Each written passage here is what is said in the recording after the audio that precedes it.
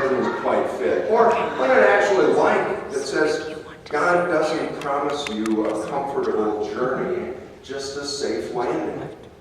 God doesn't promise us a comfortable journey, just a safe landing. I mean, I think the last phrase of that sentence is true, that God does promise us a safe landing. God does promise to all who have Jesus as their Lord and Savior a safe landing. But we also know from life's experiences that the comfortable journey that God does not promise us is sometimes true. It's sometimes hard to go through life without being life's struggles, without being wounded. And we hope, we know, believe that the second part of the sentence is true, that God promises us a safe landing, though many of us long for a comfortable journey along the way before that safe landing. So, if we're going to have a safe landing, and if we want to live into the abundant life that Jesus offers, if we want to live this current life beyond success to significance, if we want to be healed from life's works, from life's hurts, it's important that our wounds be healed rather than infesting us and festering and infecting our whole being. If we want to live into the kind of life that Jesus promised us that will come to us in abundance for those who follow God, at some point we need to deal with the wrongs that have been done to us or that we have done to others. At some point we need to talk about forgiveness, and part of the question we're dealing with this morning is how do you know forgiveness works?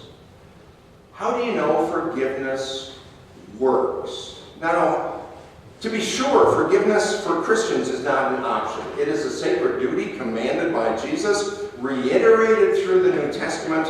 Forgiveness is central to the Christian message. In Matthew 18, the disciples asked Jesus, so how many times do I have to forgive? 7 times? And Jesus knows 70 times 7. Forgiveness for Christians is not an option, it's a way of life. So we know about forgiveness, but how do we know that it works? How do we know that forgiveness works? Well, as I said, forgiveness for Christians is not an option, it's a way of life. From the cross, Jesus said, Father, forgive them, for they do not know what they're doing. And what's interesting when he says, Father, forgive them, is the tense of the Greek word. The tense of the Greek word is a continuous. Father, forgive them, keep forgiving them. It was something that Jesus said by the tense of the Greek word more than once. Jesus didn't say, Father, forgive them, for they don't know what they do. The continuous sense suggests maybe Jesus did it in more of a continuous way as he was laid on the cross. Father, forgive them, they don't know what they're doing. As he had the nails driven through his hand and his feet, Father, forgive them. As he was lifted up and the cross was set brutally in place, Father, forgive them. As he hung there suspended between heaven and earth, Father, forgive them. I mean, he could have prayed, Father, judge them. He could have prayed, Father, avenge me, but he didn't. He said, Father, forgive them, for they don't know what they're doing. Forgiveness for Christians is not an option, it's a way of life. But how do you know that it works? How do you know that it's actual forgiveness, or rather the kind of forgiveness that we just mouth and say, sure, I forgive you, but it hasn't really worked or taken root in our heart, and we haven't really forgiven someone. I mean, what's the tangible evidence to know that forgiveness works? I'd like to talk with you this morning about something that I think is the biggest hindrance to knowing the power of forgiveness. It is the issue of resentment. Resentment is something that's pervasive and insidious and injurious to our health and well-being. In fact, over my years of being a pastor, I've seen personal health, personal relational health, and even personal physical health affected and more ruined by resentment than almost anything else. And I think knowing about resentment, overcoming it, gives you assurance that forgiveness actually does work. Our gospel for today says, Jesus says, we know these words. Jesus says, but I say to you, love your enemies and pray for those who persecute you, so that you may be children of your Father in heaven. Love your enemies and pray for those who persecute you. You know, sometimes I don't always like what Jesus says. Love your enemies, pray for those who persecute you.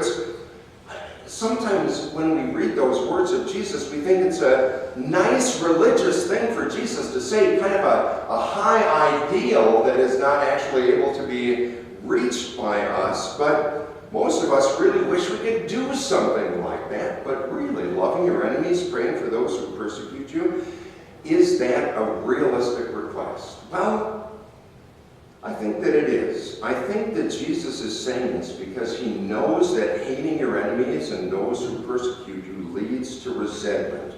And Jesus knows that resentment is often pervasive in the lives of those who have been wronged. Jesus knows that resentment damages the tenderness of your heart. Resentment leads to tremendous damage to your personal, emotional, relational, and physical health. Because what I've seen over my years of ministry is that the cause of the sickness of the soul and ill health and physical ailments and stress in personal relationships is the issue of resentment.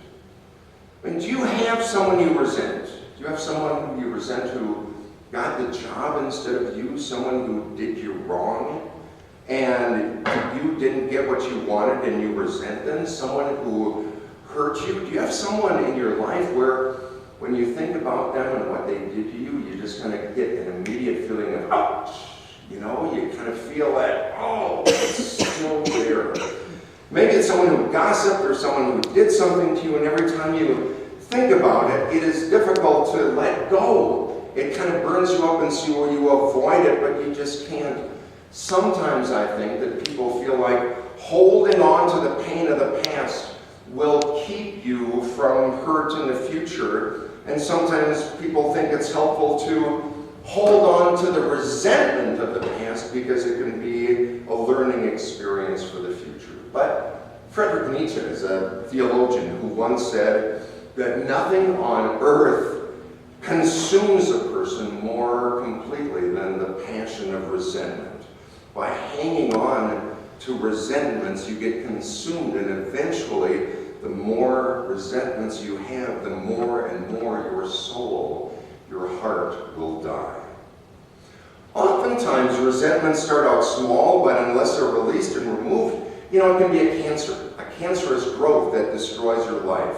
Resentments focus on your past and they get played out again and again. Now, we can't change the past. We can't change the past.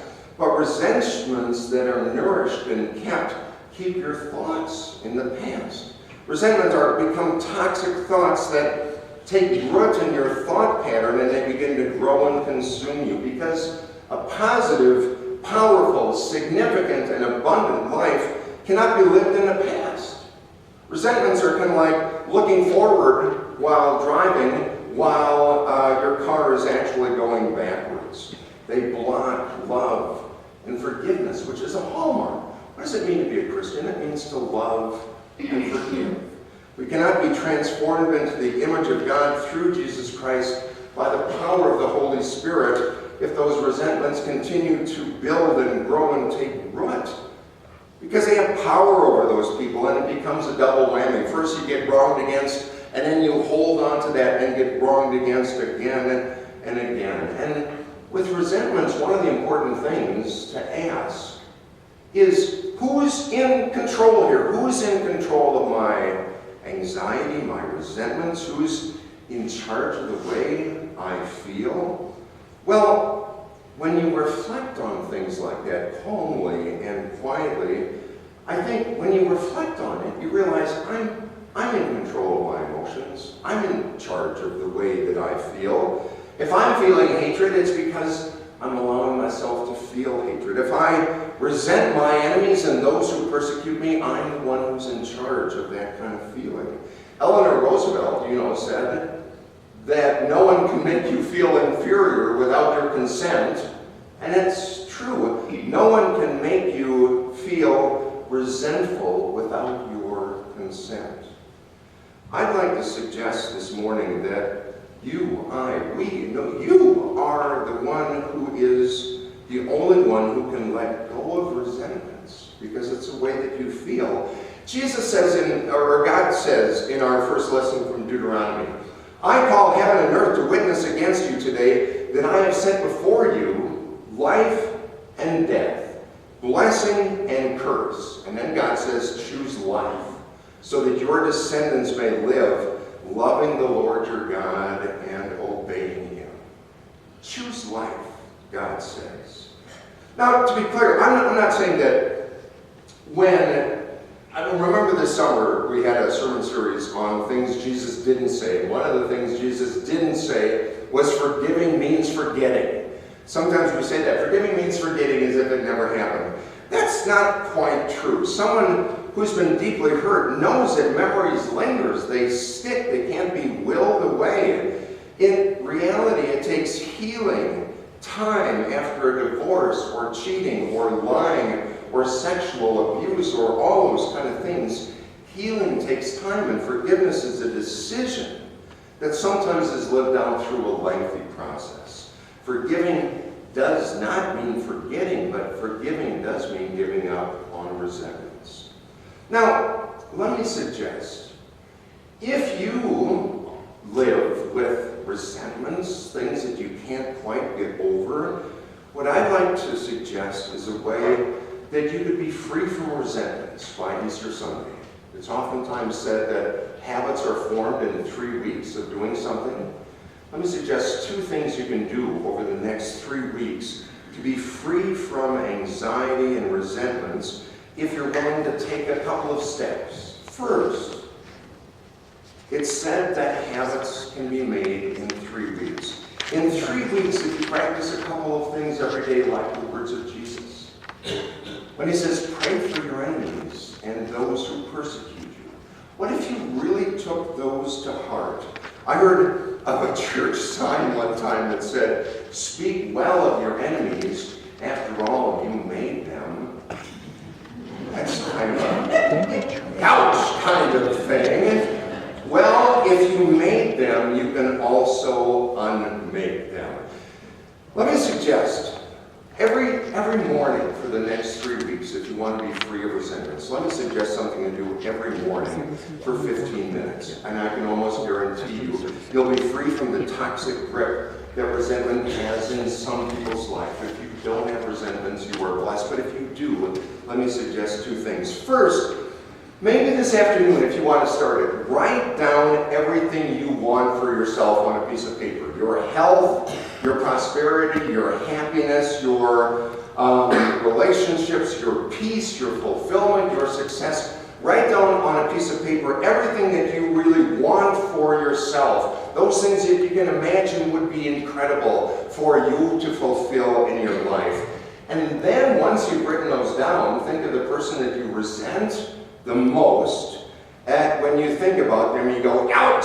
And then think of that person and then pray that that person you resent the most would have everything that you want for yourself.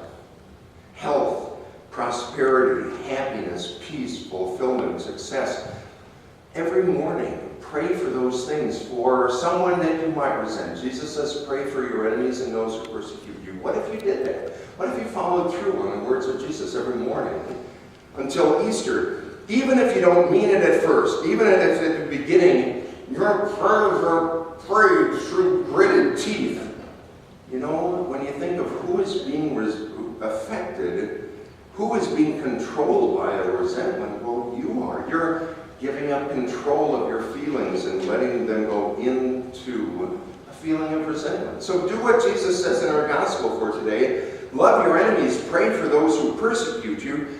If you do it every morning until Easter, at first you might not do it, but by Easter Sunday, when we proclaim the resurrection and celebrate Jesus in the abundance of life, you'll probably mean it by sometime the week before. All it takes is 10-15 minutes every morning till Easter Sunday. So begin each morning with doing that, and then second, take a notebook or a folder and start a gratitude journal.